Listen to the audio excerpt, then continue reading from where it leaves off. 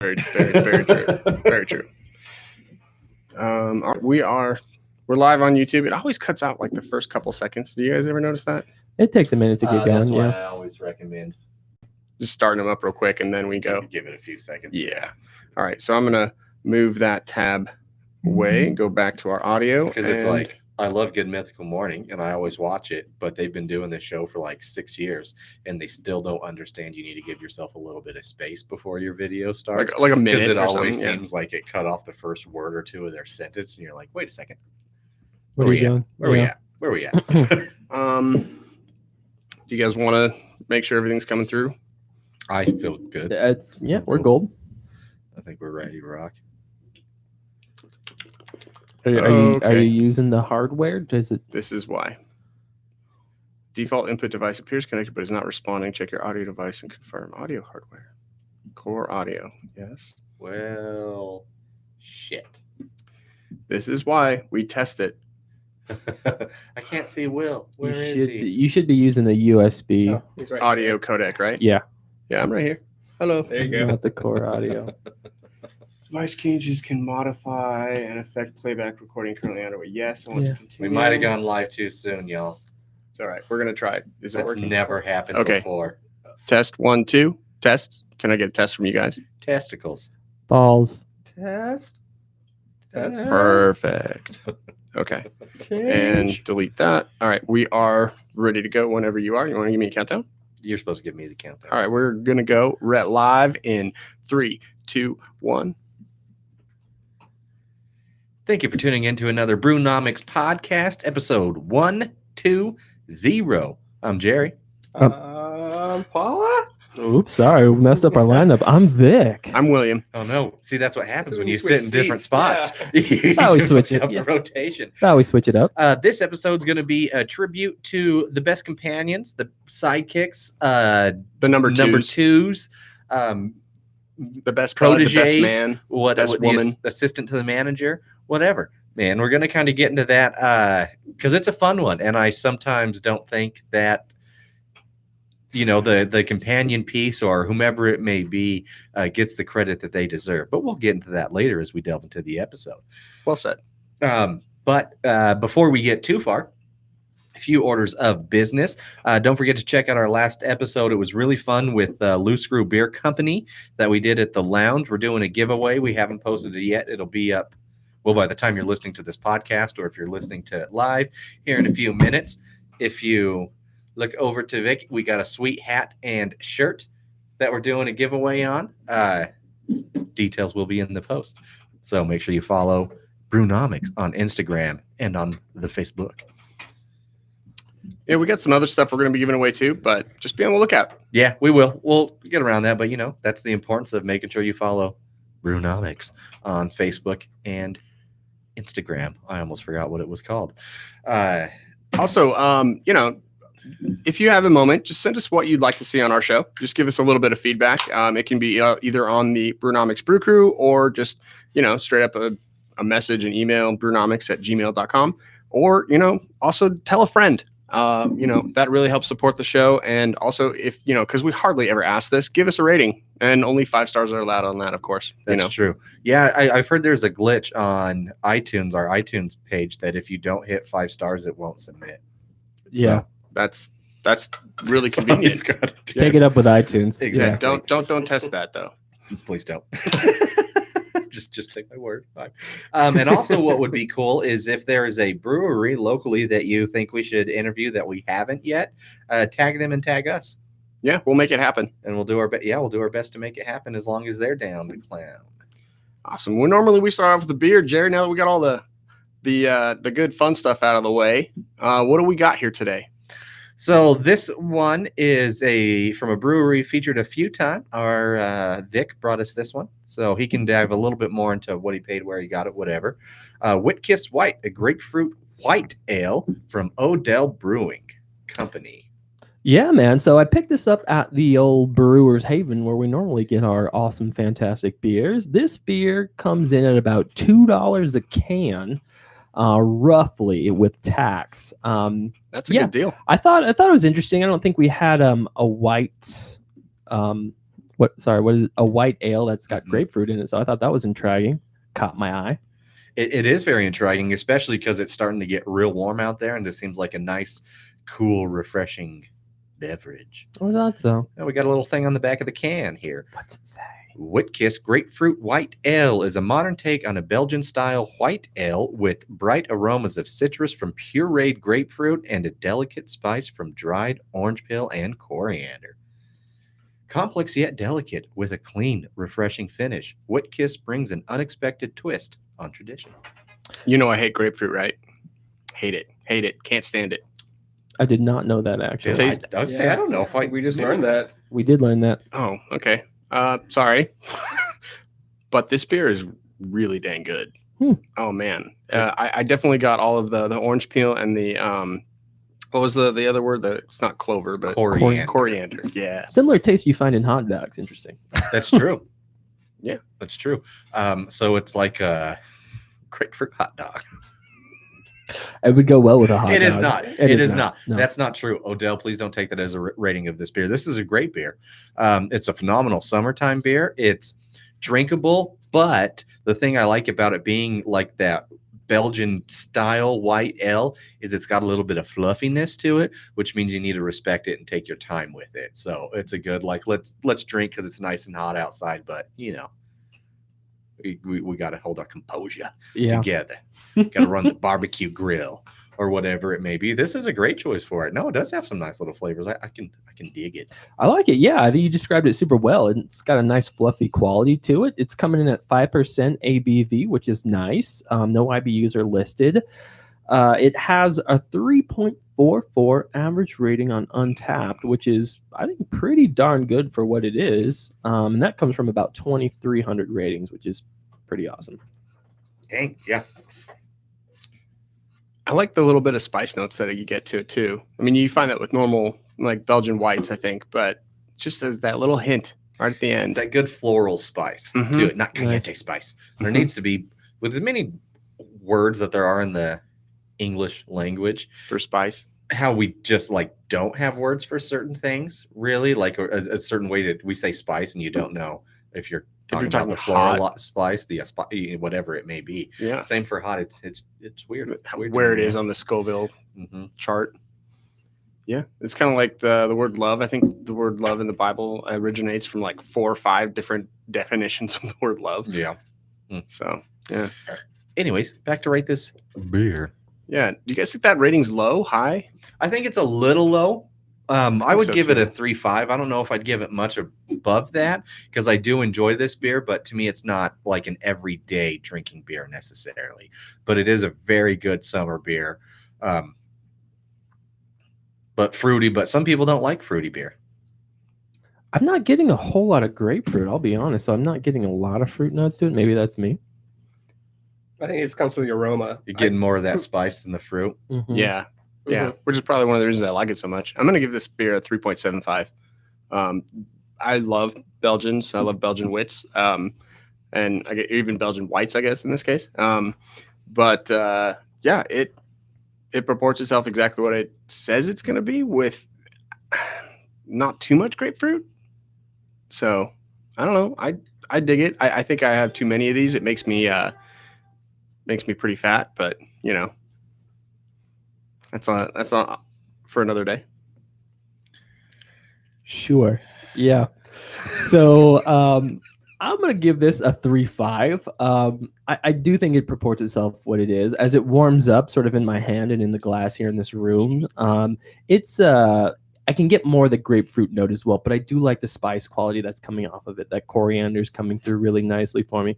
I like it. I think it'd go well with a super good hot dog. And you're right, Jerry. I think it's not an everyday beer. It's more like a once a week, maybe. Like, oh, this is kind of a nice change from what I've been drinking. So yeah, 3.5. I like it a lot. If it were a little higher ABV, I think I could set it a little higher. For shizzle. Word. I love that spice to it. The crisp taste you get from it, it's just it sells it for me all day. Noise. For me, I think this is a beer that I may have on the reg.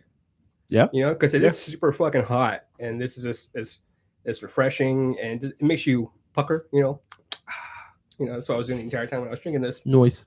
Dude, 3.75. Okay. Awesome.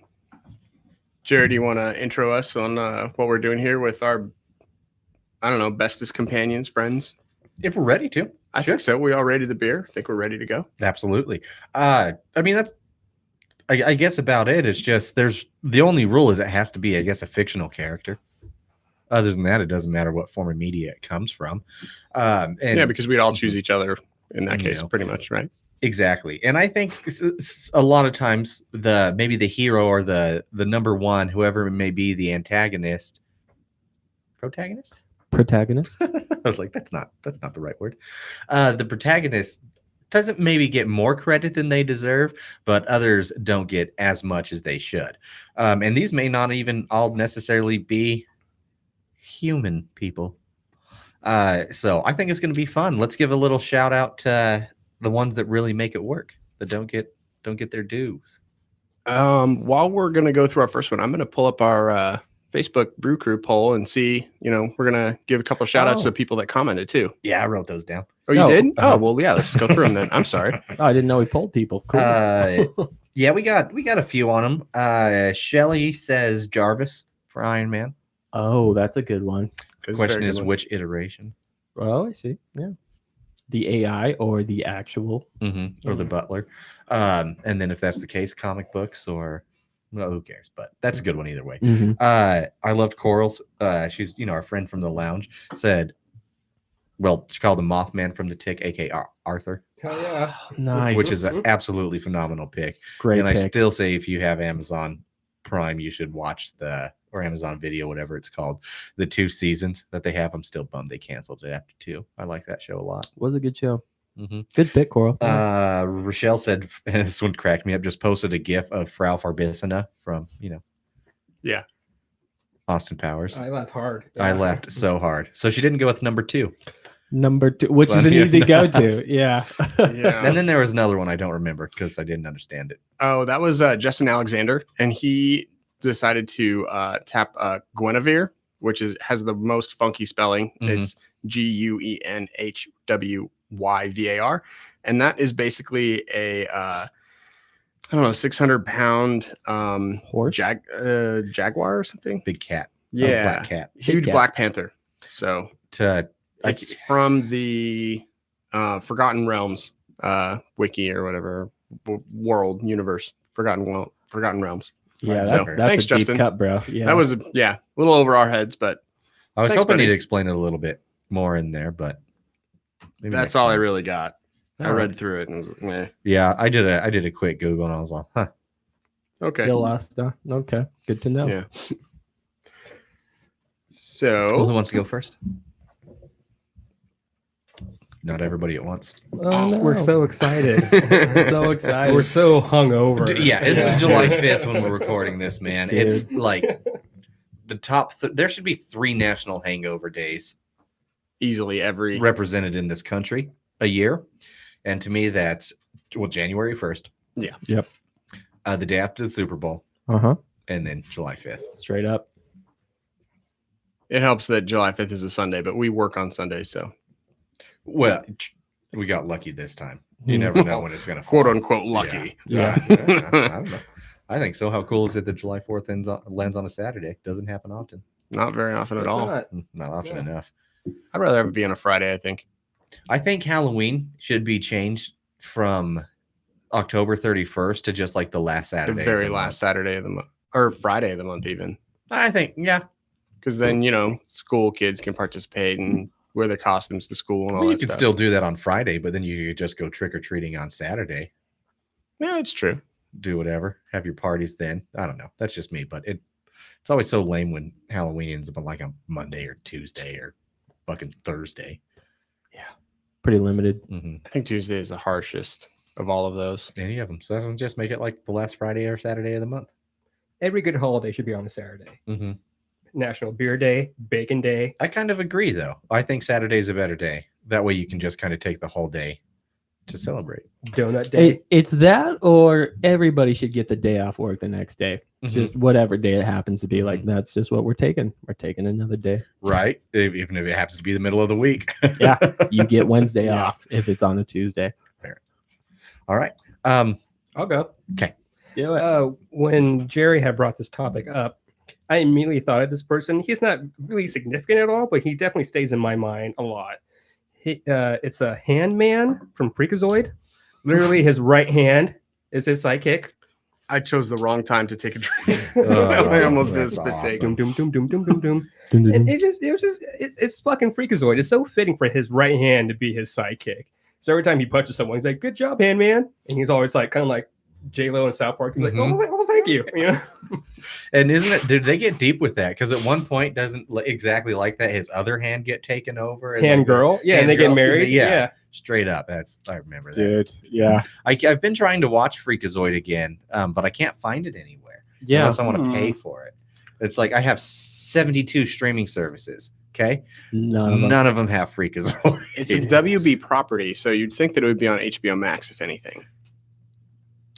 But I don't think it is. I don't think it is either because I have HBO Max, but I just recently acquired that. I will have Okay. to look.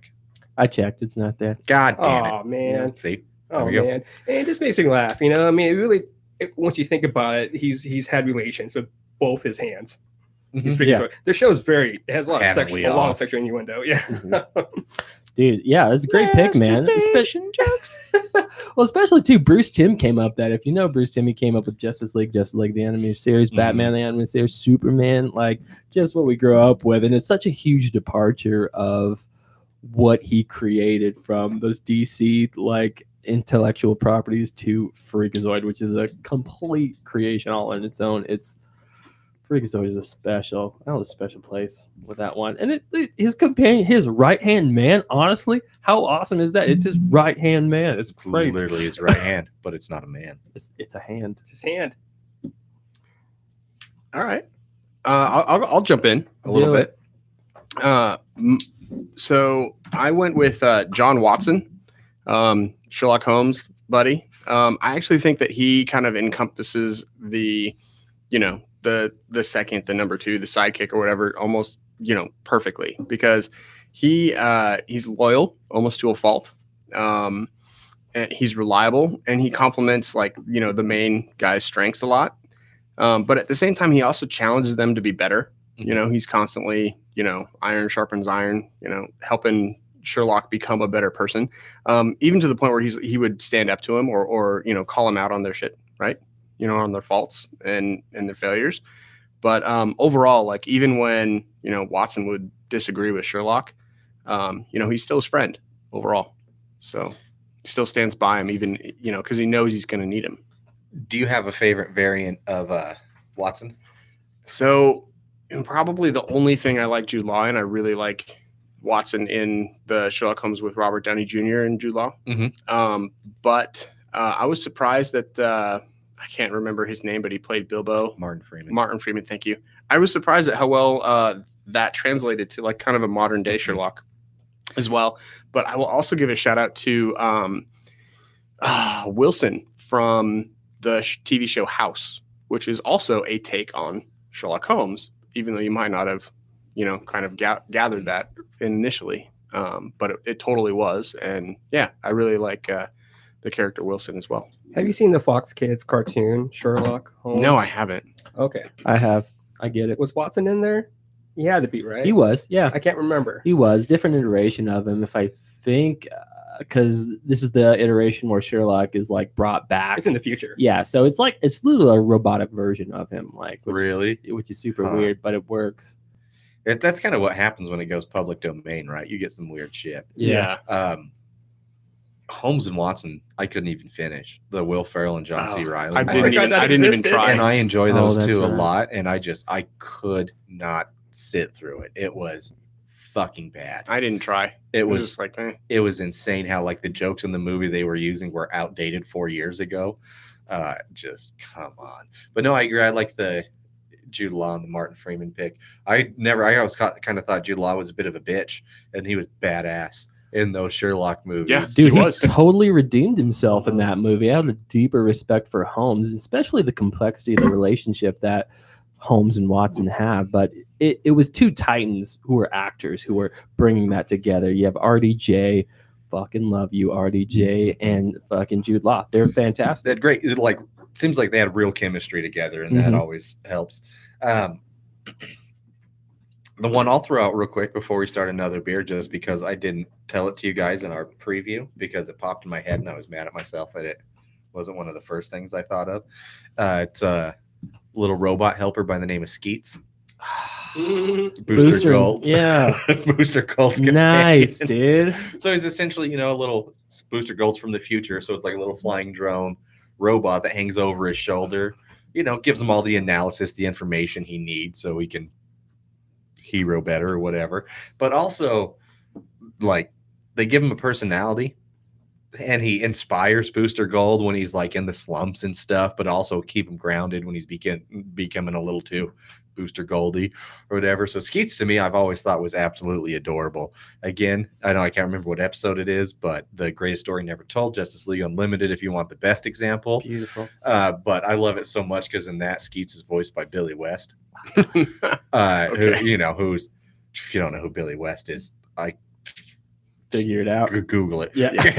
Put it in the old Google machine. So it's because I was like, is that Fry? Is Fry Coach? But it's awesome. So Dude, that's a super good pick, man. Nicely That's done. an awesome pick. Yeah. Cool. Our next beer is from Breakside Brewing. This is their Sugar Cube. This is from their Seeker IPA series. This is a hazy IPA. I got this at Costco. I got a 4-pack for, I want to say, like $12. And Breakside's something that you don't normally find around here in Idaho all too much. They're from Portland, and I believe the Bend is where they're from in Oregon. So yeah, I really wanted to try this beer because I like that brewery a lot. So I was like, all right, I found it at Costco. I'll pick it up. interesting because Costco usually has kind of a shit beer. Oh, you're selection here. absolutely correct. They've gotten a little bit better. I know that they're carrying more singles over in the Boise area, but I actually found this one in the Nampa Costco. So I was very, very surprised to see it. They had a couple other there too, but nothing that I really wanted to get just because nothing was really all that fresh. So Oh, really? yeah. So what's interesting with this one is it's a super cool label. They have this. I don't quite know what that art style is It's called. avant-garde. Sure. But it's pretty dope. But they're doing this thing. We had a similar beer on the show a few weeks ago. I can't remember what it's called right now. But this is the Seeker IPA series. So it's the same can, but it's going to have on this one, it looks like 1, 2, 3, 4, 5, 6 different variants. Oh, and yeah, and it'll all look like the same beer, Exactly. but it's different. So it actually says, check the bottom of the can to see which one you got. So they have it printed on there, or I assume if you get it in like the 4-pack, the toppers have it on there. So I'll trade you beer here, Jerry. The beer that I gave you has the topper on it, so that should have like basically all of your ABV information, as well as like what kind of hops were used in the boil, because they've named these beers already, but they haven't necessarily made them yet. Is kind of what's going on. yeah, and hopefully this one's still yummy because it was canned May 7th this year, and it says on the label April to June 2020. So Yeah, and like I said, the other beer that they had there was worse fresh. really. Yeah. So that doesn't mean too bad. Maybe that's just the season for this one. I mean, it's literally the beginning of July. It's only the 5th, so it's not like it's gonna kill us. It still looks like it's got good carbonation. It pours nicely. It's got good head, good color. So I think we're all right. What do you got on tap for us there, Vic? As you take a sip. Oh, real you quick. caught me in the middle. Yeah. I did. So yeah, this is the Seeker IPA series.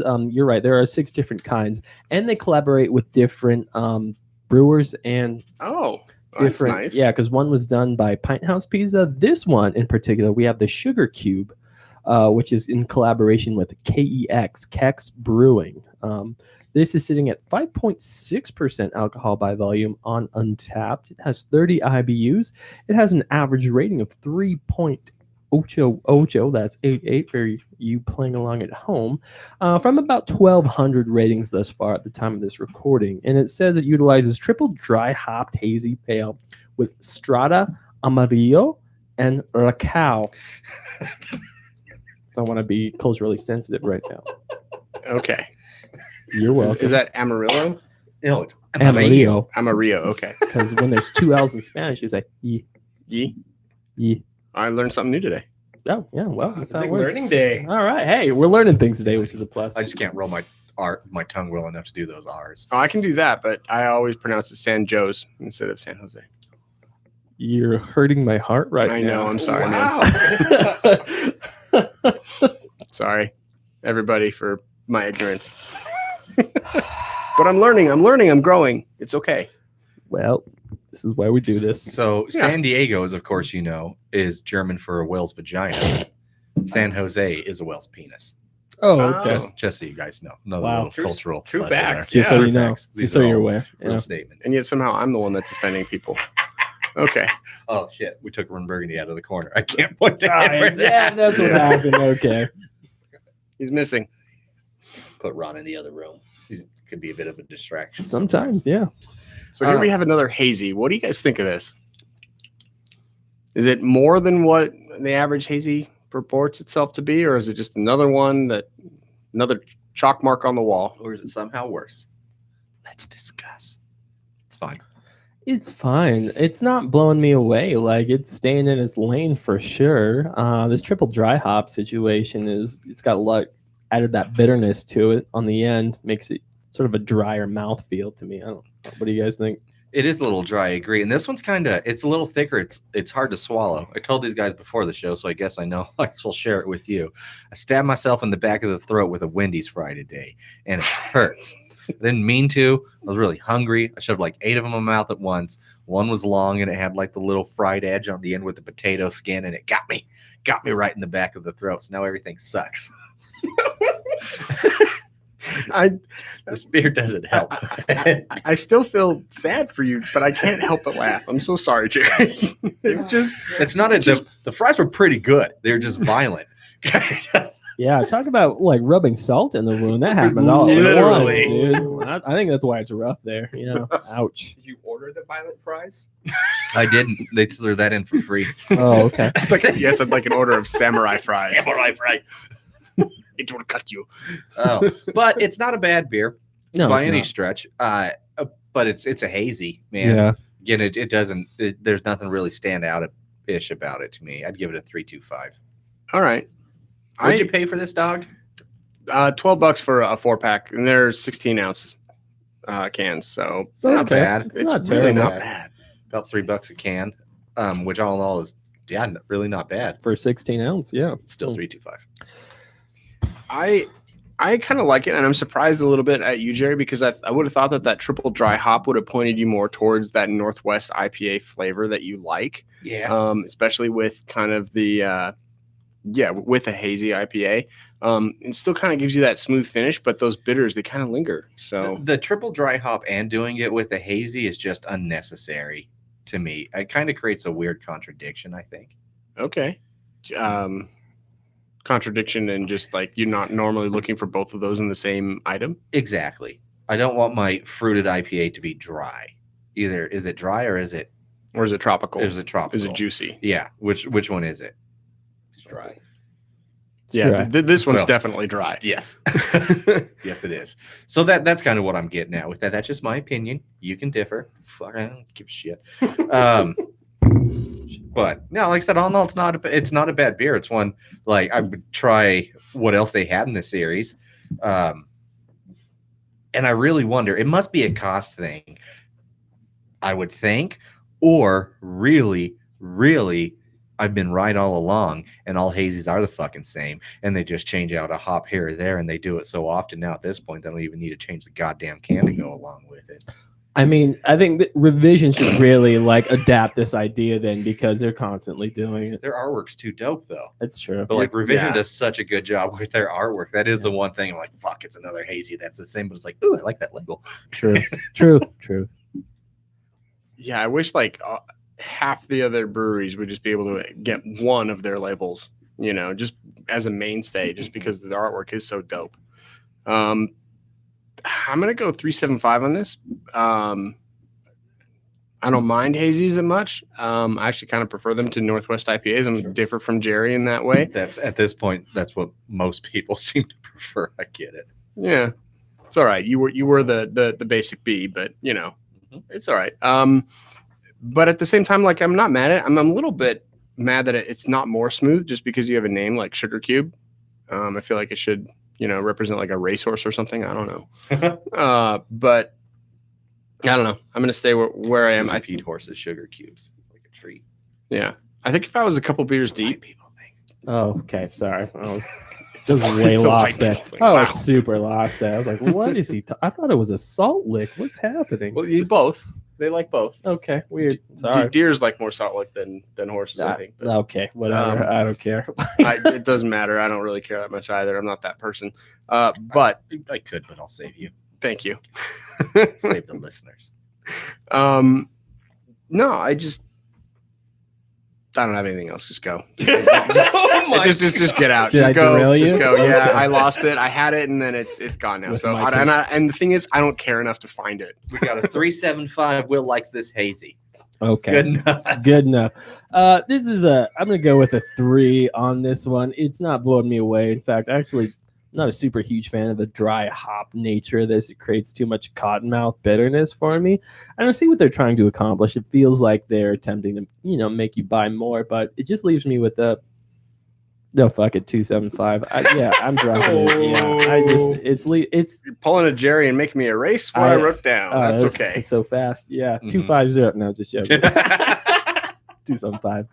No, I'm not. Yeah, it's not my jam, man. Not your I'm jam, okay. Not digging the hazy on this It's not one. going to pump that.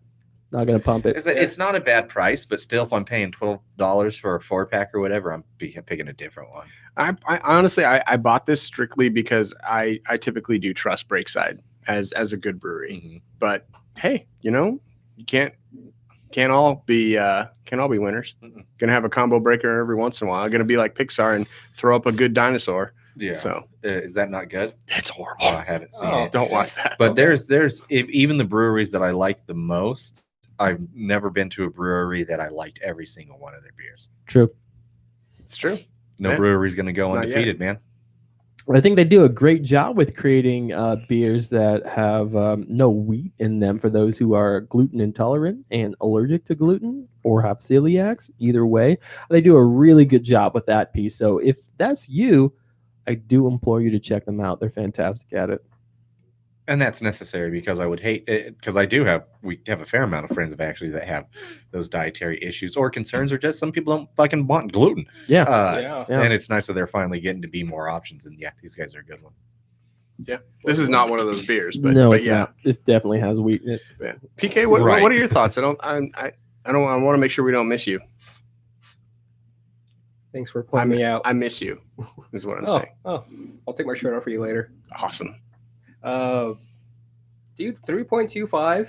I do enjoy the crispness of this. I do generally like my hazies just to go down easier.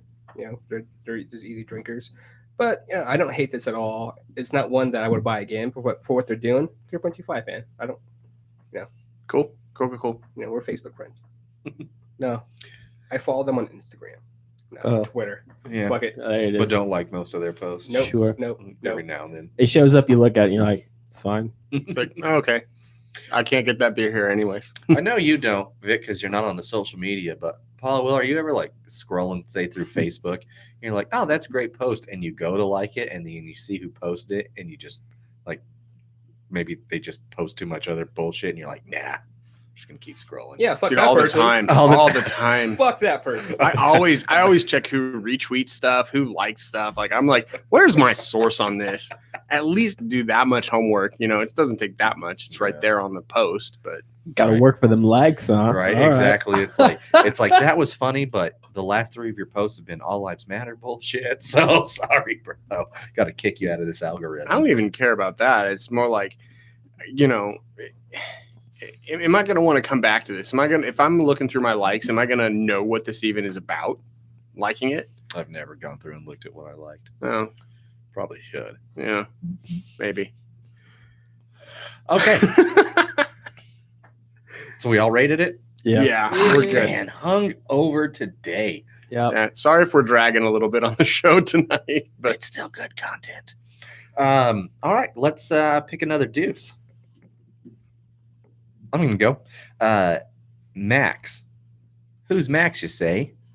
From How the Grinch Stole Christmas, the Grinch's little dog. Aw. Ooh, nicely done. Really all iterations, but specifically the one with Jim Carrey. Just because that's my favorite version of the Grinch. Dude, Really? they got bro. that dog to do a lot of stuff in that movie. You He look at really it, did. It's a gorgeous little dog too. he's so charming. He really is. Got a good personality on him. Super photogenic dog. But either way, like I just love it because the Grinch hates anyone and everyone, but still needs a companion and still needs a dog. And this dog, like in the book or the movies or whatever, like always. And of course, it was the Grinch because dogs can't really talk, but would like bark at him or something, and the Grinch would know that he was kind of being a dick, like helping him pick outfits or helping save the sled from falling off and shit. He was always there, even though the Grinch was kind of a son of a bitch. It's the little dog that kept him grounded and ultimately helped the turnaround. I really like the scene in the movie where he gives Max the little reindeer red nose, Mhm. and he basically pretends to be the director of the movie, which I hate my brain a lot. You guys probably noticed this on the show, but I have mind blanks about names and stuff every now and then. Yeah, he basically gives him this red nose, Max the red nose, and Max, what does he do? He's like, and action, and he like takes his little paw and like pushes the nose off, which is a normal dog thing to do. Mhm. And he's like, yes, I love it. You reject the nose because you reject the theory of Christmas. And just like, all right, cut, wrap. That's a print. You're beautiful. And just walks off. Ron Howard. Thank you. The director of that movie, Ron Howard. Oh, yeah. Almost pure spot on imitation of that Jim Carrey did of him in that way. And it was just golden. It was such money. Oh, that's amazing. Yeah, that whole movie in general. I love it. But, you got the little dog a bone, I guess, quite literally in this case. Cool. Vic, you got something special over there? Oh, it's special. So one of my favorite picks would have to be Han Solo and Chewbacca. These two, like they go way back, man. I mean, if you're a Star Wars fan, I would count myself as one of them. Those two are complementary of each other. They're integral to each other. When other people fail them, they don't fail each other. They're there for each other, man. Fucking riding in the Millennium Falcon. It's iconic, right?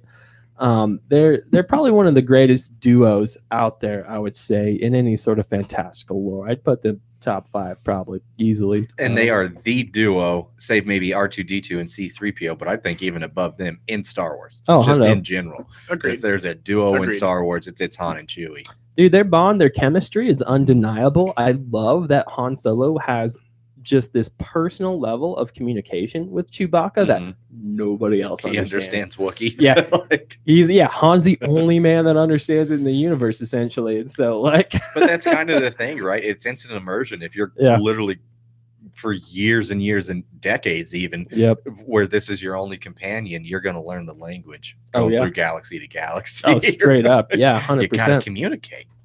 Absolutely. Yeah. And fucking Chewie's like 200 years old, like 300 years old in some cases. I like, just depends on where you're at. Like, he's old, like wise, like been through some shit. So is Han, man. They have a trauma bond, which is undeniably strong. Those are special people. They do what they can. I love that.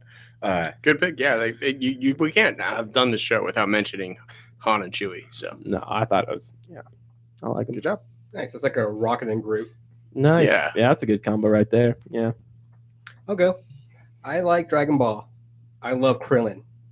If you guys know Krillin, he's the short bald guy in the show. You may have seen Okay. posters or memes. He is Goku's best friend. He gets surpassed a lot in agility and powers by many characters throughout the seasons. But he's a guy who just fucking, if a grenade went down, he'll jump on it. He's your Captain America. He's your go-to guy. All right. Literally, from the original to Dragon Ball Super, he's died 7 times. And then they wish him back to life because you always need 'Cause you need Krillin him. in your life. Yes. Fun fact: he only started doing martial arts to meet girls. That's awesome. Right? All right. That's awesome. Because in the Dragon Ball universe, that's what you do. That's what you did. You like ladies. Yeah, we all know in high school the girls wanted all the kids that did karate. Taekwondo. Is that how you started up judo, Jerry? No, No, no. There was some bully in your life. no, Okay. No. Nah. no. That's a good I was pick. always a little too much of a nut to get bullied. But he's been resurrected 7 times. Yeah. Were a lot of his deaths like sacrifice? A lot more. You know, like he, this needs to be done. I need to take him out. Oh. or he saved main character who had more power from getting killed and that sort of thing. He's like, Okay. you know what? I'm pretty sure my boys would just wish me back to life anyway. All You right. can just wish somebody back to life in the Dragon Ball Z universe. Yeah. Oh, That's, yeah. That's why you collect Dragon Balls, bro. Oh Yeah. Huh. Can you guess how many episodes of Dragon Ball Z I've seen? I'm gonna say 0. That's correct. Yeah. Okay. I'm kind of right Good there guess. with Good you. That was a good guess. Good guess. I know that there's like a turban guy, a reptile guy, Take a maybe the same thing. they are Yeah. the same thing. Okay. Yeah, same. Yep.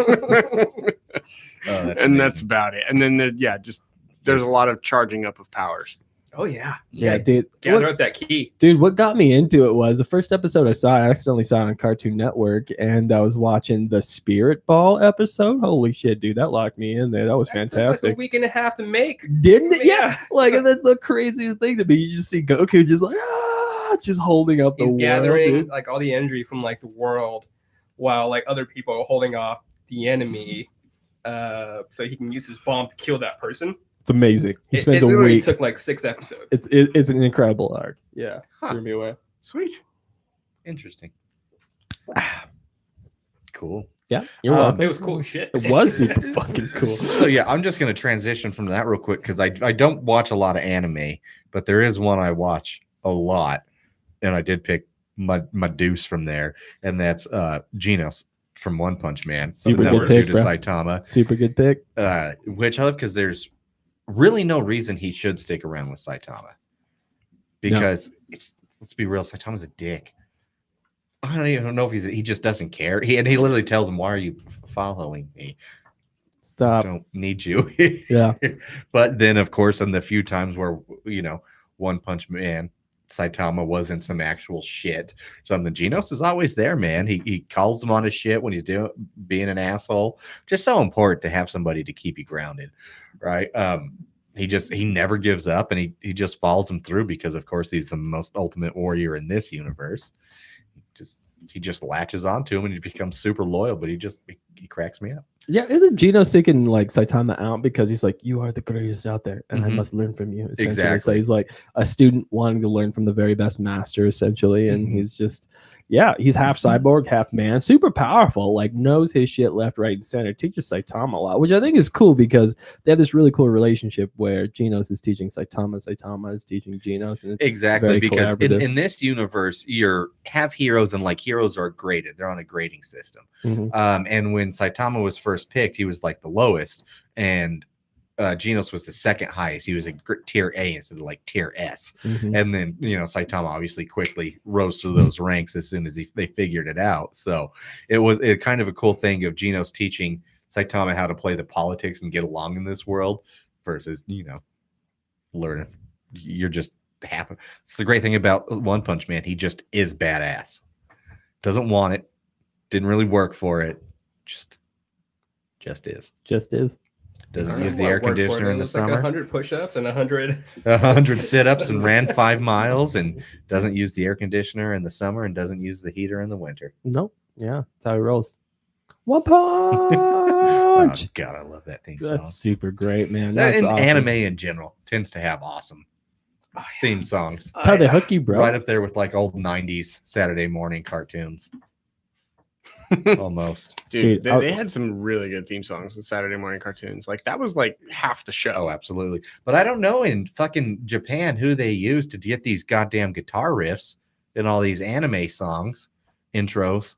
Yeah. They always Well, got let's talk about badass guitar riffs. man. X-Men. I mean, that is the greatest guitar riff on an animated show I've ever heard. It's fantastic. Yeah. No, I thought the Spider-Man one was pretty good too. That was literally done by Joe Perry of Aerosmith. Oh, wow, that's pretty good. Well, dude, I don't know. That's 1 and 2 for me. Like Yeah, they're X-Men and both up, Spider-Man, those are up there. I can't. It's hard to make it a number You one. woke up early on Saturday mornings just to hear those riffs and Mhm. to watch those two shows.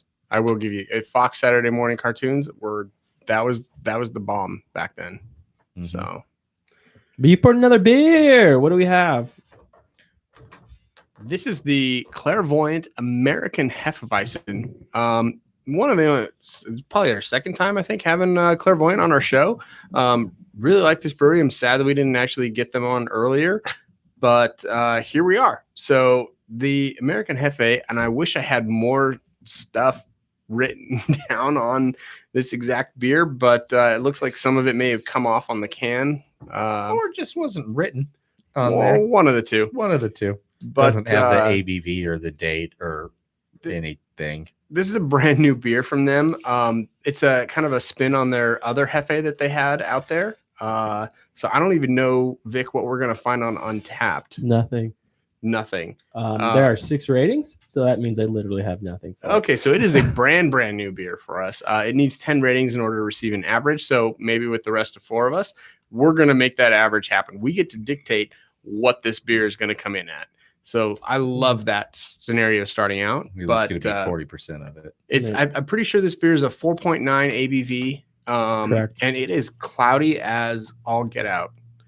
It's definitely a wheat beer. And Hefes do tend to be, I don't know, I keep calling them Hefes instead of Hefeweizens because it's fun to say. It is fun to say. Tend to be in the cloudier type of this one. You're right. It takes it up another level. Yeah. So it's just the American Hefeweizen. When you guys getting anything on the nose? This is also our I'd Tap That beer, by the way. What's that? Our I'd Tap That beer is basically a beer that we judge to see if we would like to revisit this beer a lot, and so much so that we would actually tap the beer and have it routinely day after day after day. It being an Idaho beer. Yes, an Idaho beer Since this is an Idaho-based podcast. allegedly. I'm getting a little tangerine in here, a little orange, a I'm little getting- citrus I, maybe. I think maybe even a little pog juice because I almost like a little yeah, like quag. I almost get a little bit of a banana hint on it too.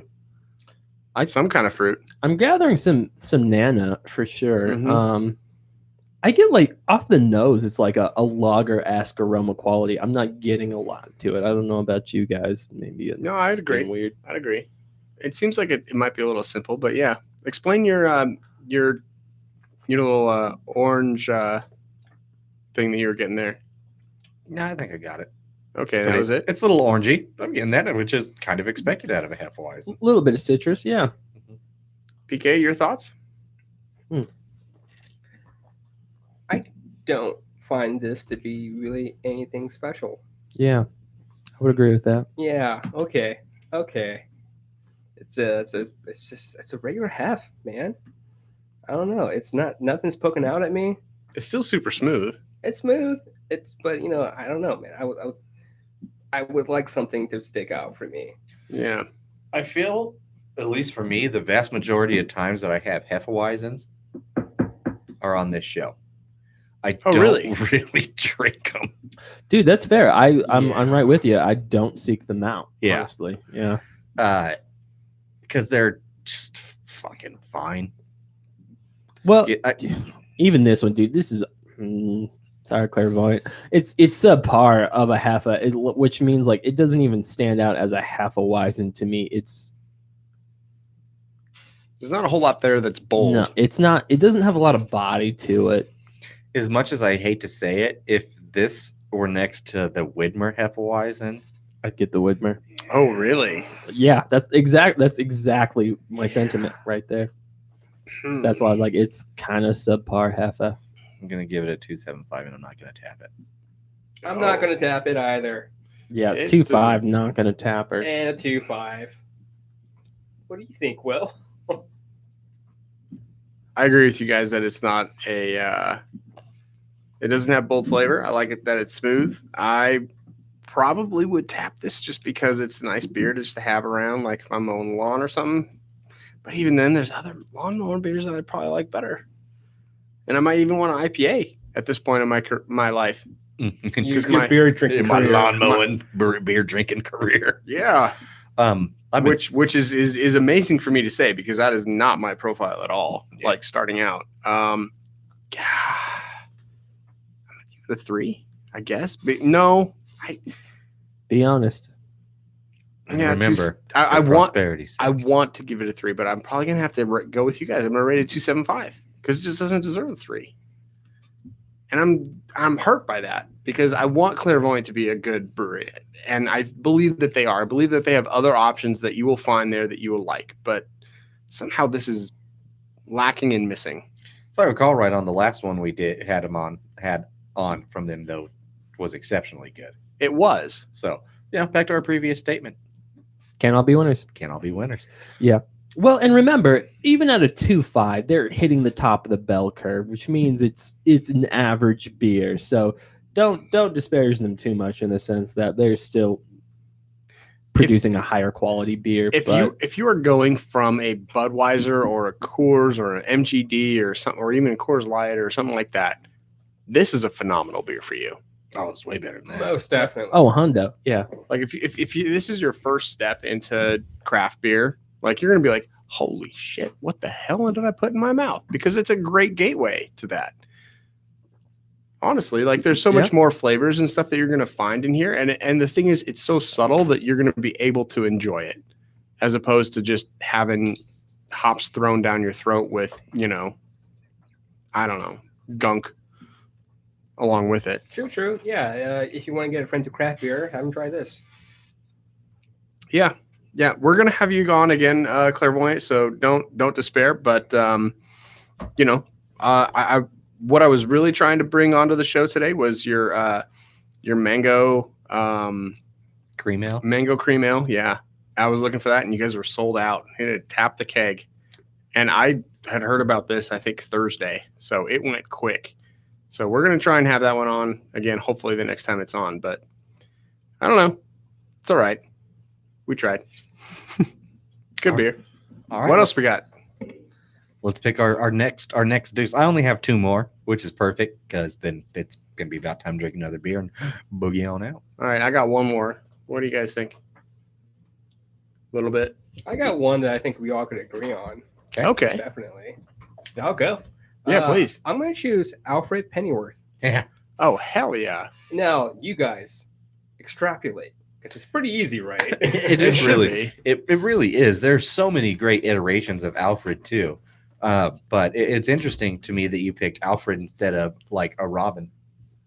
Well, he's always been there. He's been there. There's been When one he was a Alfred, and kid. there's been how many Robins? And like in, Yeah. in the storyline, Alfred's father was also the butler for the Waynes, and his name was Jarvis. Funny enough, Oh, that's funny. yeah, in a different storyline. I can't remember what it was right now. Oh, Alfred's father's name Yeah. is Jarvis. Okay.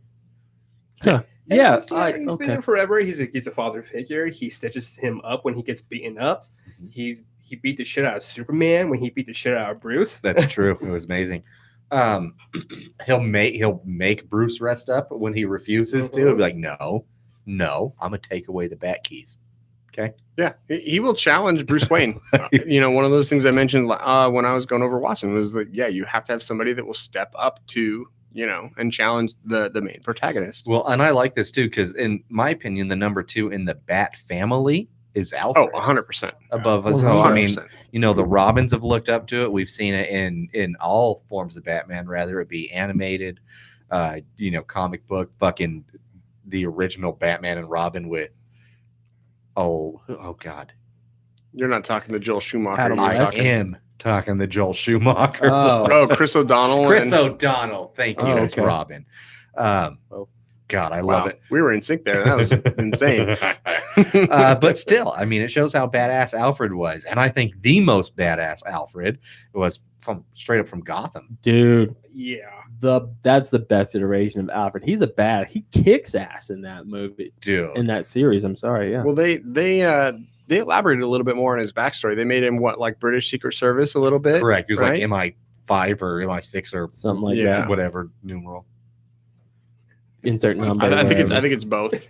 Have any of you guys watched the Pennyworth spinoff on Epics or whatever? No, I didn't even Me know that either, 'cause existed yet. I'm not going to pay for another streaming service. But no, they did it. I'll tell you more about it if you want later. Okay, thank you. Put it in the old Google machine. Sounds about right. But Alfred's like Batman's moral core, you know? I mean, he basically raised him in a Mhm. way. Oh, he absolutely did. What's your favorite Alfred, Paula? Also, he's the guy in the chair. He's a man. He in is a chair. man in He's chair. a Man in guy chair, in man in the chair. Yeah, you have to respect that. I would say from the animated series, Oh, yeah? especially in the Justice League, when he got to meet all of them. When the Thanagarians had invaded Earth, and they had like I don't know, like they had tried to like infiltrate Batman's cave, Oh yeah. and then the Justice League beat the Thanagarians, and he's like, Master Bruce, you keep leaving trash here Yeah. all the time. Well, and that's the thing. One thing that I love about Alfred so much is he's never shook. He never loses his cool. He never raises his voice. Like, he's just the calmest, most badass, underrated dude out there. And that's take it in- back. Pretty much all iterations. Oh yeah. I would say when he met the Teenage Mutant Ninja Turtles, when he met Mikey, and he was just like, "Oh, pizza, teenagers." That's That was- right. that was He's like, classic. oh my yeah. God. He's like, I can fix some gourmet dinners, and they want pizza. Pizza. If you guys have not seen Batman vs. TMNT or whatever, you gotta watch. Dude, I that. just watched It's it last so week, man. Good. Fantastic. Love it. I'm so happy I actually like purchased that and have all the special features and like audio commentary and everything on that. Dude, it was worth it. It was 100% worth it, easily. That's Yeah. a great pick, Paul. Great Love pick, that. man. Love Alfred it. kicks ass. Alfred's great. Yeah, and literally like one of the only people when Bruce is stuck, the only person he's going to listen to get him unstuck, which is Mhm. integral to Mhm. their relationship. Well, like no other hero has that Alfred. I mean, No. we wouldn't have Batman without Alfred. Batman would be dead Huh. if it weren't for Alfred. Yep. Yeah, I mean, you can't say that about any Robin. Maybe, but Well, he's been through like 6 Robins. Exactly. Yeah. But and I mean that's shown in a lot of iterations of the comic too. Even as something as silly as what was it, the Dark Knight? Was it the always triumphs. What? I mean, No, when Wayne Manor gets burned down, I think it's the second one, right? Yeah, Yeah. that's the second one. Yeah, and he's What's like the point of all those lifting bloody push-ups if you can't lift a log off you Yeah. or whatever. No, that's actually the Like, first one. Yeah. Was that the first one? That was First- Begins. Yeah, that was Begins. Batman's Yeah. Yeah. Oh, yep. You're Because he's right. rebuilding in the second one. Ra's al Yeah. Ghul. Yeah. Raish I haven't- Al Ghul. I haven't gone through that trilogy in a long time. It's worth revisiting, obviously. Oh, but I just- you're right. I've been holding off on going back to the Dark Knight to when I can actually have a night where I can focus on it and actually look at that film again. Mhm. Because otherwise, I'd just be giving it half attention, and that movie demands more attention than that. I'm going to go next again, if you don't mind. I chose Cameron Fry. So Cameron Fry is from Ferris Bueller's Day Off. He's the guy who wears the Red Wings jersey. I was like, why do I fucking know that name? Oh, Yeah. So Cameron is also like, you wouldn't exactly, pick him out of like a number 2 or a sidekick level, but I truly do believe that he does also embody, one of the greatest traits of a sidekick. And just, he believes in Ferris, and he lets him push him around a little bit, but he lets kind of everybody push him around a little bit. And he also trusts that, Ferris has his best interest at heart when it comes down to it. And ultimately, I believe that this movie is more Cameron's story than Ferris's story. I've heard that argument. Okay. It's one where he starts to believe in himself and he sees himself from a different point of view. And not only that, but, his outlook on life by the end of the film is changed. And he decides he's not going to sit on his ass as the events that affect him unfold to determine the course of his life. He decides to take a stand and basically take control of the direction of his life. And he does essentially what a good sidekick does, and he grows. This whole movie is about him growing. Like, there's a scene where they're in the I believe it's like the Chicago museum or whatever of natural history or probably whatever, and he's staring at a painting and he realizes that he is that child. He is that blue-eyed child. And if you've seen the movie, it's a great shot, and just filled with emotion. Hopefully you're able to pick up on that, but and he is changed by this day. And I love that. I love that, kind of almost coming of age, like a story of somebody who discovers that he needs to take control of his life and believe in himself. And if he does that, he can do exactly what Ferris Bueller does, which is, just do whatever the heck he wants and kind of roll with the punches. So, Yeah, Cameron's a good person. Ferris is not. oh, 100%. That's why I hate Ferris Bueller. I just think Ferris or David Office. I just think Ferris Bueller is such a piece of shit human being. He's such a selfish little twat, man. Yeah. And is people like Cameron and what was that girl's name? Oh, Whatever. crap. Like Yeah. they're both good people. Why are you hanging out with this Sloan. douchebag? Yeah. Yeah. Sloan. Yeah. Thank you. Yeah. So yeah, I don't know, but no, that's very. Even though I don't like Ferris, I very much respect that pick. He's too good for Ferris, as far as I'm concerned. Well, everything about Ferris is literally about the fact that, like, he's this character that has been in this world and has impacted this world in such a way that, he's just, has his own, I don't know, what do you call it? Like, just Penis, thank you. balls. They are his and Penis. his alone. Butt cheeks. Ferris Bueller is Zach Morris. Zach Morris is trash. Zach Morris is trash. Zach Check that out Morris, on no, he's Amazon better Prime than Video. Zach Morris, because I feel like That's Ferris probably Bueller's. true. Zach Morris is trash. Yeah, he's absolutely trash. But Ferris Bueller, I believe, has a little bit more to offer in that he's given other people like life advice and stuff like that, where, he's established himself and, made a difference in so many other people's life. And he's finally able to break through to Cameron. That, I don't know. I love that story. Mhm. And I know that, I got outvoted that Goonies is better, but Like real Like outvoted. real outvoted. yeah. Like dominated. Bro. No, it was like 12 to like 23, which is a bit.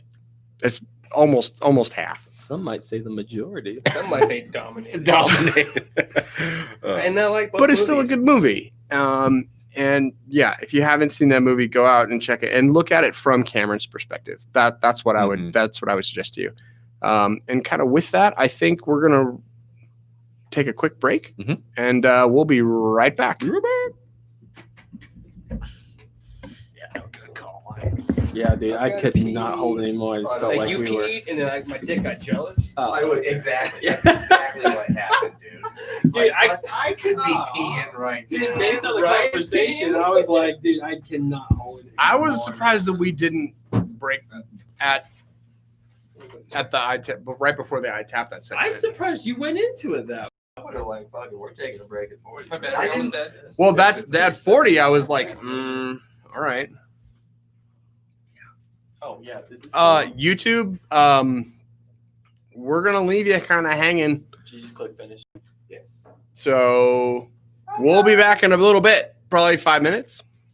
I don't know. It's always fun. You guys get to see, like, the outtakes and the extras and stuff.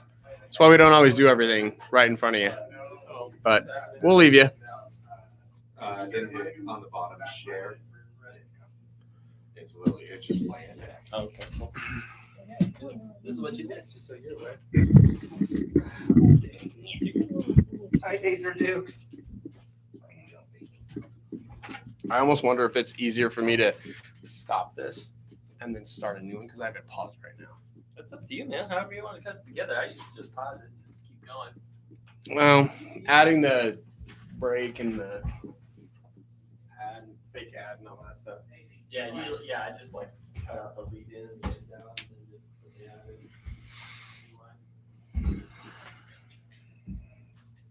I can get to that in a little bit. Give me a sec.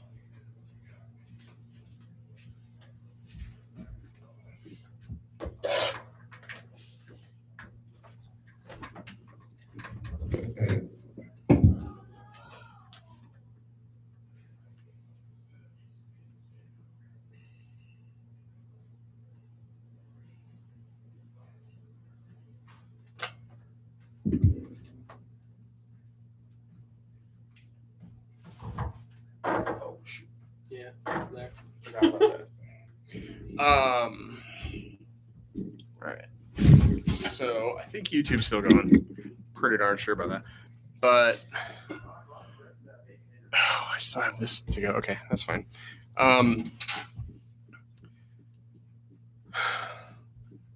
So you normally pause it and come in and cut back.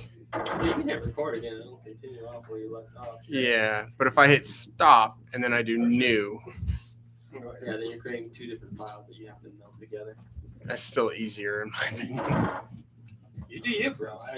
It's up to you. I don't Because mind it. otherwise I have to like find the exact spot that I have it, and then I have to like cut it and split the track. Whatever works best for you, man. Well, at this point, pressing record works best for me, and it works best for me to then figure out, okay, how do I split the track and look all that up? Because I haven't figured that out yet. No, okay. I find it easier. I just mark the time that I hit pause, and then what I do is I just cut out like You want to use your phone for that? the outro I can do that. and then intro where I'm counting in, and then Yeah. I just splice in the ad, and it works out nice. I don't have to deal with two different files. All right. So what do we have left? Well, I did my Cameron Fry thing. The only thing I have left is to mention Wilson the volleyball. I didn't actually write anything for him. And we have one more beer. That's all we have left. And we're at an hour. So Yeah, we need to reel this shit in. I think you have what, one more you were saying? I don't know. Alfred's my last one. I have two more, but they can be probably one will be pretty quick. Why don't Actually, yeah, I don't think they're going to take up a lot of time. why don't we pour our last beer? I think we should just come back. I'll do mine because the way I would do this, You'll do if I'm yours. editing, if I'm you and I'm editing, I would just you're saying we're going to take a break. Don't even have that in the podcast. Just cut off. We'll jump over to me, and I'll be like, okay, I'm next, and I'll do mine, and then we can drink a beer. Sounds good. Or you can. And as you pour your beer, I'll mention Wilson the volleyball, and then we'll talk any other funny other stuff that we want. And then when you're done pouring the beer, you can do your last. Cool. Sound good? But you have some more, right, Vic? Yeah, I'm just whatever works in play, man. I'm not super concerned about it.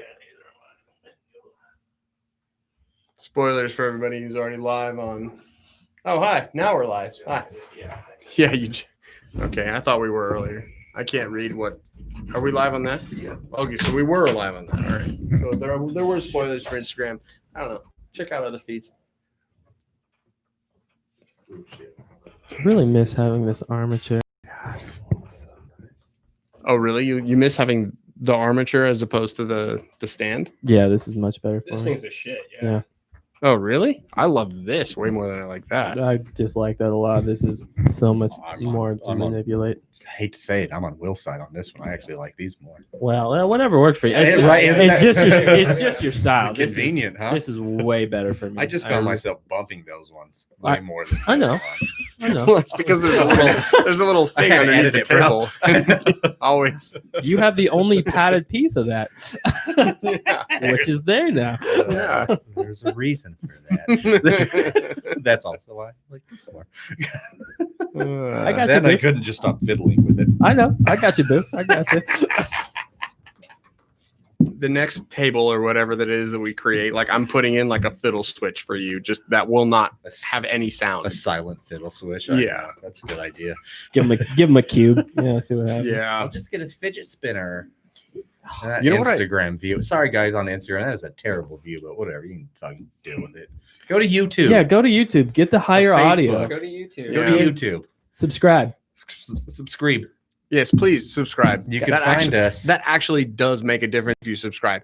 Even if you don't ever see us again, please subscribe on YouTube. It seriously makes a difference. Yeah, well, guys, we're up to about 62 right now, which is a plus. If we, I have Hell so many yes. videos we can edit. If we just get them put up there, because that was the time I noticed when I just put up like a short, like a handful of videos at a time, we got some big jumps. Honestly, in the last 2 months since we've been doing that lounge series, we've had a Mhm. jump of about 15, which is way more. We average 1 per month, where we average about 5 per month after the lounge series. You want to hear something crazy? Is that I saw on the lounge series that on our YouTube, on a page that we had 15 views on our YouTube, the lounge had 722 views. Shit. I was like, holy crap, They're- they're kicking our ass. No, their reach is huge, which Yeah, is why it helps. That's why we're utilizing Yeah. it. well, they're Because those Amazing views are to still our let views. us, yeah. Right. It's Yeah. just that's one thing we need to get a little bit more and try and push people over to YouTube, because we have to encourage that algorithm versus it's already there for Facebook. Because it's amazing if you watch like our Facebook ones compared to the YouTube, it's insane. yeah, the Insane. YouTube one actually gets a lot more Yeah. viewership. Amazingly, like a triple. Yeah. I'll say on YouTube it'll be like 5 views, and Facebook it'll be like 178 Yeah. and stuff. So it's Yeah. it's Yeah, I mean, yeah, it's just crazy. I think it's based on our age range. That's the platform people utilize. So that's why fine. yeah. All right, so the thing is, I'm gonna come back. I'm gonna edit out the go to break. You're gonna bring us in with your next thing, and then when you're done, you're gonna pour your beer. I'm gonna mention mine, and then we'll go to the beer. And after And I'll that, do the very last you'll one, do which the is the very whole last reason one. for this. and Vic will. Or add actually, after anything. yeah. Wait, what? You'll just add anything that you want to add because When am I doing that? Do you have whenever more HMs? I just have a list, bro. It doesn't matter. All Whatever right. works in best. I'm gonna do the one that I have, and then I want you to go and do yours immediately after because mine's just kind of humorous. I didn't write Sure. anything. If Okay. that works for you, It's fine with me. Yeah. all right. I feel like that's better content in my opinion. Yeah. Let's go with it. Cool. All right, and we're coming back in 3, 2, 1. Okay, my turn. So, to me, this is a pretty big pick to me because it was kind of infamous in the video game world that companion characters were the worst.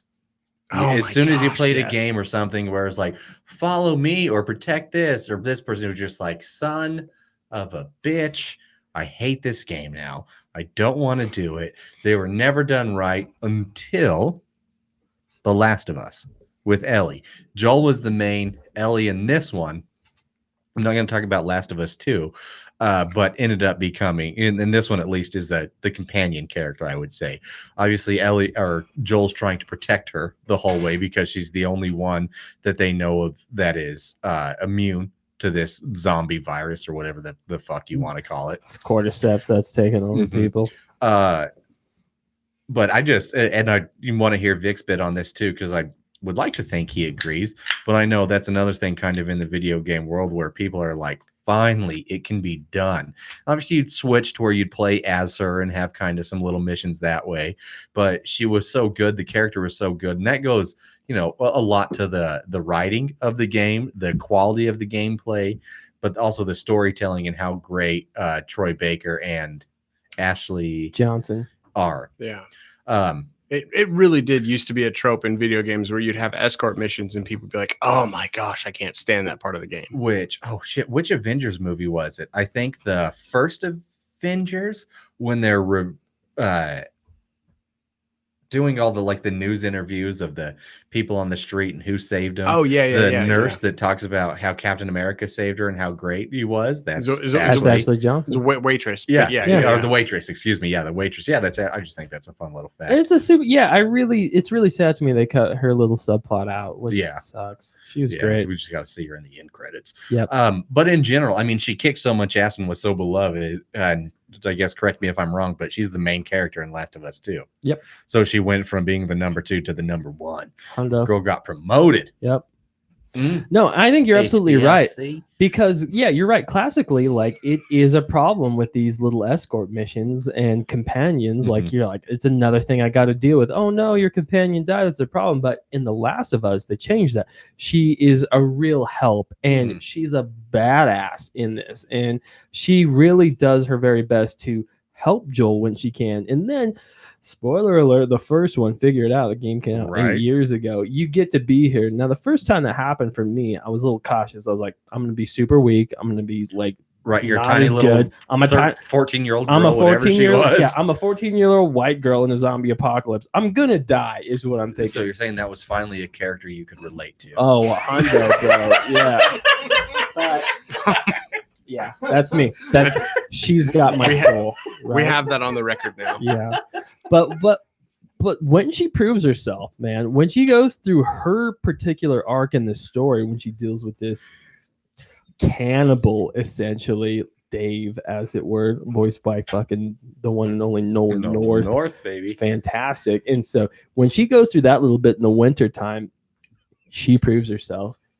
And you can't be she's nimble, she's fast, she's great with a bow, and you're like, I prefer her over Joel a lot of times. In a lot of ways, Yeah. but it sometimes not. Yeah, but Joel Joel's was a beast. But also, she saved his life a few times, especially when he got dropped down and impaled through the back and just literally couldn't move for weeks, Yep. months, maybe whatever it was. She fucking hunkered down, went full on Rose to the occasion, bro. gangster. Yeah. Man, no, rose to the occasion, saved herself and him, and like I said, fighting off fucking cannibals Yep. and shit. Oh, she's so badass. Dude, man. no, it's a super good pick. And I think that was the impetus too, to like, if I'll take a liberty, to Kratos and Atreus, because Atreus is such a help in the God of War video game. Thank you. I was literally going to segue right into that. Yeah. I absolutely agree. How I couldn't remember the kid's name though, because Loki. Loki. Uh, Spoiler. but the way it was done again, and not just that, like a lot of times they tried to force these companions because it was crucial to some little subplot of the story, right? Yeah. I just have to get through it, protect this bitch. Yeah. Like these ones actually, it didn't just work really well with the gameplay, it made the game better. It made the story Oh. better. You couldn't have it without. You couldn't. No, Atreus was a mechanic. You controlled him. He Mhm. was your help. He was a secondary With that bow. weapon with that bow, man, with Oh, that man. with So that cool. magic God, you had, so dude. cool. You can't It's beat the game without fantastic. him on the bow. You I swear. can't. No, you can't. You literally need him. Like they need each other. Well, finally gave Kratos a purpose, like a real purpose. He had one in the previous games, but Kratos was a piece of shit. Is a piece of shit. Yeah. Finally redeemed himself and had Mhm. some worthiness. Like, okay, you were a badass man before, but now let's work on being a decent one. Let's work on and- being a human being, Right. which is something you're terrible at. Real bad. So this was a good way to kind of redeem Kratos in that sense, but because of the love of the son and everything like that. So yeah, man, awesome. Rad. No, great picks, man. Really appreciate them. Nicely done. So the only other shout out that I really want to give is kind of comical. I really like Wilson the volleyball as a sidekick. The idea just that you have a completely silent, made up, imaginary protagonist. I mean, this is Snuffleupagus, sidekick to Big Bird. Here is basically what, only less high, is what Wilson is to Tom Hanks's character in Castaway. I don't know. He's in a way it works though. I mean, you say comical, bro. That shit was straight up sad. It was sad and dark and deep, but he was. I say comical almost, and like you have to almost laugh at it because he was there for him. He was the only one that was there for him, and him being so silent and stoic was kind of really what drove home how alone Tom Hanks really was on that island. If anything, to me, it goes to show the importance of companionship. Yeah, Because he literally was on a deserted island, and the only way he could keep some sort of sanity Yeah. was through a volleyball that he accidentally got his hand bloodied and put on there and looked like a face or whatever. I've only seen the movie once, but it really did stick out with me. And I love that movie. the relationship was great, but it goes to show the importance in general of companionship. Rather it's a person that keeps you grounded, a dog like Max, fucking volleyball, dude. It's like you can't do it on your own. No. Anybody's I'm self-made, I got myself here. The fuck you did. You're a liar. someone along the way helped you and pushed you in the right direction. Nobody's self-made. Nobody is. Like when I hear that Kylie Jenner is the first self-made billionaire, bitch, Self-made by her name, Yeah. by all the people that It, did the like, promotion. it's just not true. Yeah, So it's yeah. one of those There's- things There's where millions of people. appreciate those around you, those that helped, those that lifted you up when nobody else did, man. And even if it's a volleyball where you have a shitty day and you come home and your dog's there and they're just all tail wagging happy to see you and you're just like Days instantly better. instantly better. Instantly better. Even for you cat owners, you know, your pet, sure, whatever it may be. Fish. the cat is there for you. Like Mhm. ultimately, it might howl at you in order to get you to feed it constantly, but it might think its needs come before yours. But ultimately, that cat loves you because you provide for it. Well, I mean, it is like at its most basic foundational piece is that humans are social creatures and we literally need one another to be able to cohabitate, to be able to be alive, to exist really in this world with each other. It's who we are. Like, it's like dolphins. Dolphins are social elements. Like, Mhm. they're super social creatures. Human beings need social interaction to be able to be as healthy as we can be. That's who we are. That's what it is. And having that singular relationship with that inanimate object, Tom Hanks brings life to that volleyball. And when he loses Wilson, don't tell me you didn't cry. Oh, dude, you it fucking hurt. cried. It hurt You hard. fucking cried. That's Tom Hanks. Yeah. Fucking depended on that ball to be able to handle that. That shit. was the last thing that he had. Dude. I mean, other than I think the oars that he made. No, straight up, dude. When- That's when what you- I'm saying. when he Like, lost Wilson, you say it's comedic, and it is kind of funny to think, oh, volleyball. But I don't think it's funny, man. I think it's real. Like, yeah, Hundo. Only said Tom that it- Hanks could give that. God, how Life, good is Tom dude. Hanks, man? That's just all. I mean, we could just do a Tom Hanks tribute fucking straight up. episode Oh, on yeah. here. He's Oh, great, yeah. man. I But went- the emotion, yeah, bro. If you say you didn't cry, you either weren't paying attention or you're a heartless son of a bitch. And I don't know if I want to You're a robot. need you in my life. Not man. gonna fuck with you, bro. Right. Not gonna You're do just it. a robot. Oh man. So let's do this real quick. We got another beer. Unless you guys have anybody else, then Vic's gonna give us some honorable mentions, and then I'm gonna do the greatest number 2. Okay. Do it. First, the beer. Let's start with that. This is the Coco Jones by Black Raven Brewing Company out of, I believe, Washington, Tacoma, Washington. Am I right? No. They are Washington, Redmond. Redmond, Washington. Okay. Ooh, So, rich part of town. well, no, Redmond is the ghetto. South Center was kind of the rich part of town. You sure, bro? Last time I was in Redmond, it was super hoity-toity. They But got you do you. gentrified. Yeah. I don't know, man. I grew up in Puyallup. Now, I grew That's up in not right, Bellevue, man. which is just a hair away from Redmond. all right. Fight. We're not going to fight, but Right. Take your shirts off. I'll have and to your look at pants. it. And all in all, my experience, places in Seattle, they go up in stature as opposed to going down.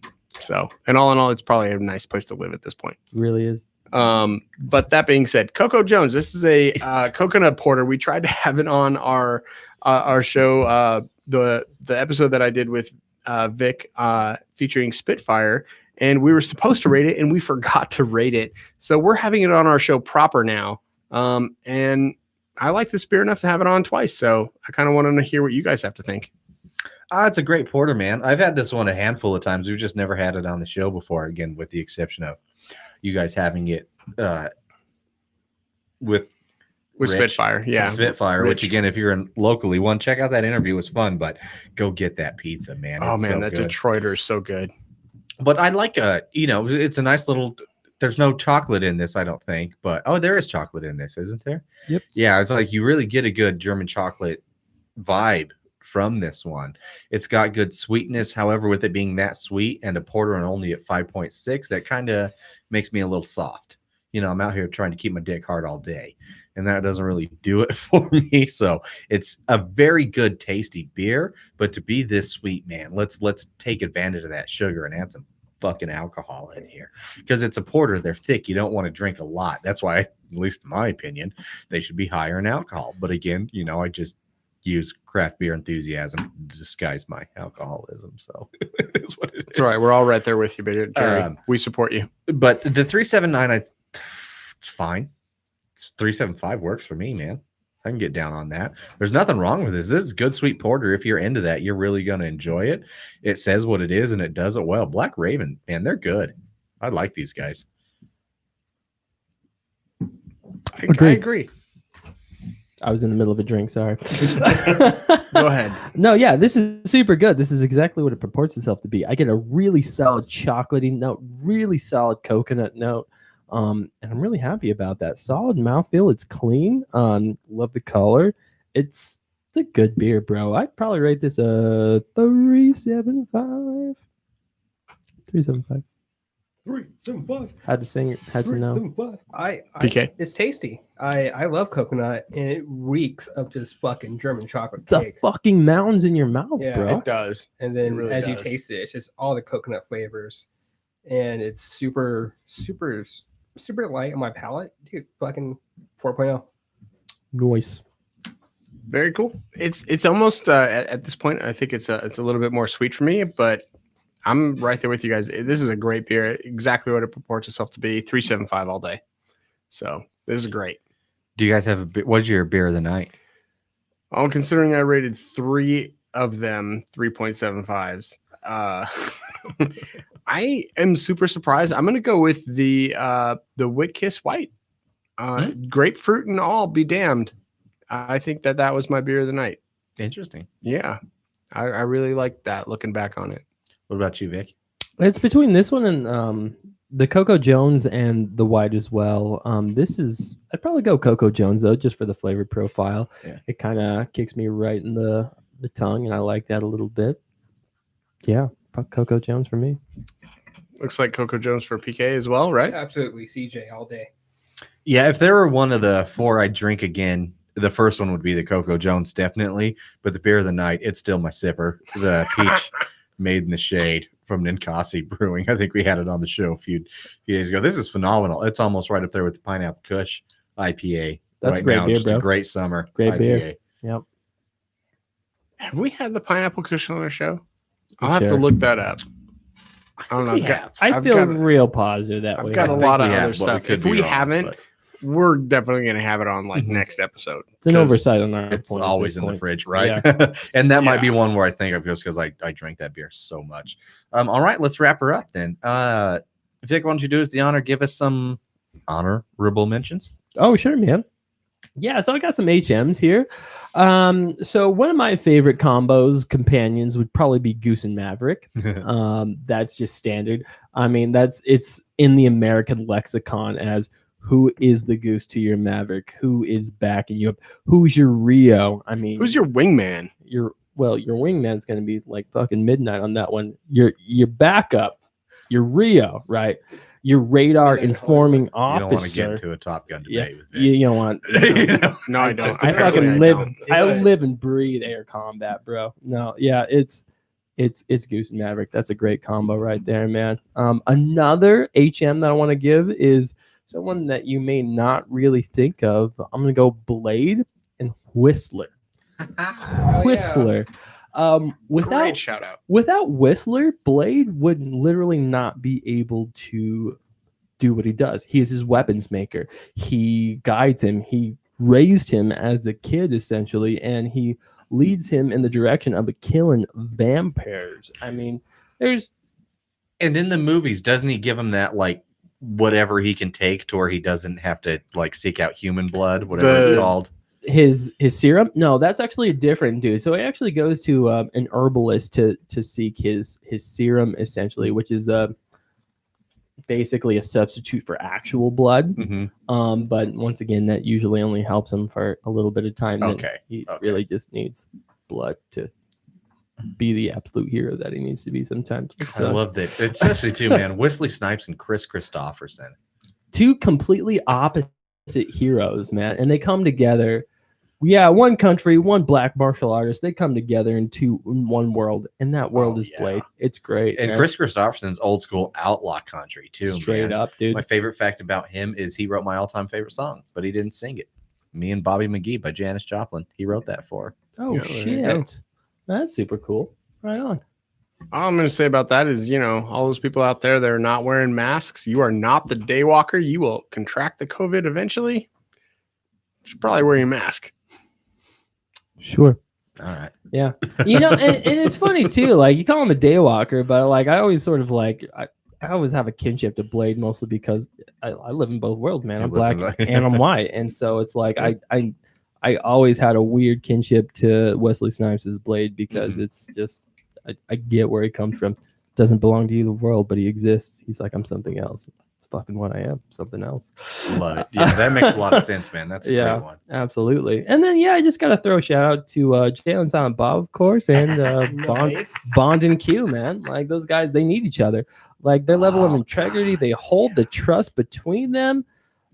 They're just fantastic, man. Their relationship, their bond, their chemistry is undeniable. Without that, you wouldn't have the story that you do. Yeah, or like an Arnold and Gerald or Doug and Skeeter. Or how about this? I just now thought of it. The symbiotes. Or like Spawn suit, like you really need that other being. Fantastic, man. Good Yeah, call out. good The pull, GL bro. ring. All I'm right. just that drunk now. You guys ready for number one? Let's do it. Because there's only there's always got to be a number one, number two, right? Because you can There's go a word number for one it. without number two, but you can't go number two without number one. Straight up. Think about it. That's true. You just blew Paul's Just mind. crack an egg of knowledge on me. I watch it happen. It's from a little book, real quick, short read, and a short series of movies. Doesn't take much time to get through it all. Called The Lord of the Rings. Easy read. Easy read. Easy read. But it's fucking Samwise Gamgee. Straight up. Man, Hell that's the yeah. whole reason I thought of this list. Middle Earth would have been destroyed if it were not for Samwise Gamgee. Sure, Frodo took it to the to Mordor, but fucking somebody carried his ass up there. Yeah, that would Fucking, be he man. his literally gardener. carried his ass up the mountain, man. Like there are a lot that the character representation from book to movie, for the most part, from Lord of the Rings to Lord of the Rings, is one of the better out there. It really, really is. I was curious. But Samwise, I think, maybe even got improved by the movies. And a lot of that goes to how good Sean Astin is of an actor. I mean, that guy does not get the credit he's put in the work for it sometimes, I think. Or rather, it's, He gained a lot of weight for that role, even. he gained, but not just how good he was in that, how good he was in Rudy, how good he was in 50 First Dates, how good he was in Stranger Things. Like, Yeah. Sean Astin's he's special, awesome, dude. man. He's He a really is. special cat. But Samwise Gamgee, the character to that, like, there are times where Frodo thinks the burden's so big, especially in the second one, where he's like rolling away on the lake trying to get there, and fucking Sam can't swim, and he's just out there fucking chasing after Frodo. That's the end of And- the first one, but okay. keep Or into going. in the book, that's actually not. It's You're you're right. thrown You're off right. in the You're book. right. It's You're the right. You're second right. part of the book, first part of the movie, because they took it on longer. That whole Flip that, one. reverse it, but you're good. Anyways, You're good. Keep going. but just him trying to get out there, and then of course Frodo having to go back and pull his friend out of the lake before he dies. And he's Gandalf told me not to leave you, and I don't intend to. So fucking, you're stuck with me, bitch. Deal with it. I love That's it. a good friend. But absolutely. But then after when Frodo fucking gets stung by that spider, and Yeah. then Sam has to save him and carry him and goes through and kills like 97 orcs. And he's like, Dude. that's for the Shire. That's for Frodo. That's for my own damn good. Just killed him, dude. He's fucking went straight gangster. But ultimately, like, what really does it for me, and I get goosebumps every time I think of it, is when Frodo's on Mordor. They're trying to get there. They're dying. He's fell. He's being corrupted by the ring. And he sits there. He knows what his friend has to do. And he goes, I know it's your burden to carry, and I can't carry it for you, but I can carry you. And he fucking picks up Frodo and marches up that goddamn mountain, man. Dude, Every time. tears, man. Every time. Love it. Beautiful. I love it, Beautiful. dude. It's fucking Samwise Gamgee is the hero of Lord of the Rings. I don't care what anybody says. Legolas is badass. Gandalf, come on now. Boromir, may he rest in peace. What a beautiful man he ended up being. Like Aragorn. Aragorn. Oh my God, the man's man. All of them.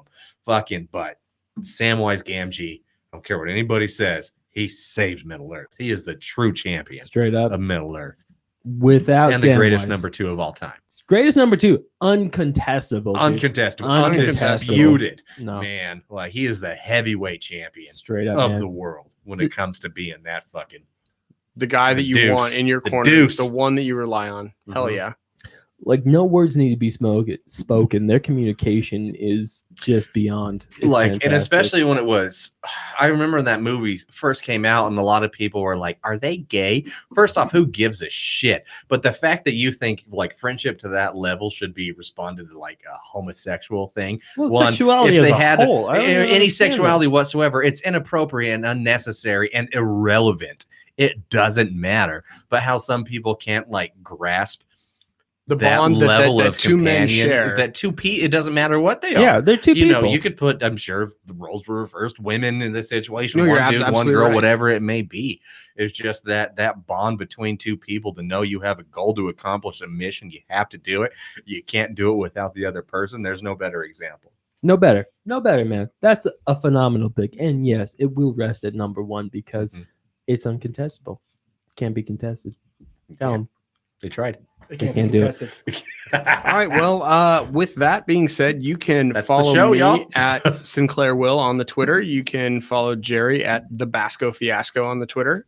Please look us up on Facebook, YouTube, and Instagram. Twitter at Brunomics. Follow Paula on Instagram, Paula25. Myself, the Basco I Fiasco. already said that. You on Twitter. Got to throw out the IG handle there too, baby. They are, however, the same handle. Oh, okay, there it is. With that being said, give us a follow, tell a friend, and if you can, please, give us a review. 5 stars Mhm. only. And with that, I think we're going to be on our way. It helps a lot. Don't forget the contest we're doing. Make sure you follow us on the social media so you can get part of this badass giveaway we're going to do with our new friends at Loose Screw Beer Company, not brewing. Beer company. I have to keep reminding myself to say I did it 3 Mhm. times. Mhm. Until the end, if you have throw us your thoughts if we missed anything for your favorite companion team. Again, a brewery we have an interview that you want us to, especially if you know them, let us know. Tag us, tag them. We'll make it happen. Be good to each other. Drink good beer. I'm Jerry. I'm William. I'm Vic. I'm Paula. Still can't figure out where we are. It's all right. Cheers. Cheers. What side of the table am I on? That was so fun. Yeah, I didn't even think about it. I was like, I guess I'm here now. Wait. Well, usually Right. we go Jerry, Vic, and then Paul, and then Will. So just 1, 2, 3, 4. But it's all right. It's all good. We got there.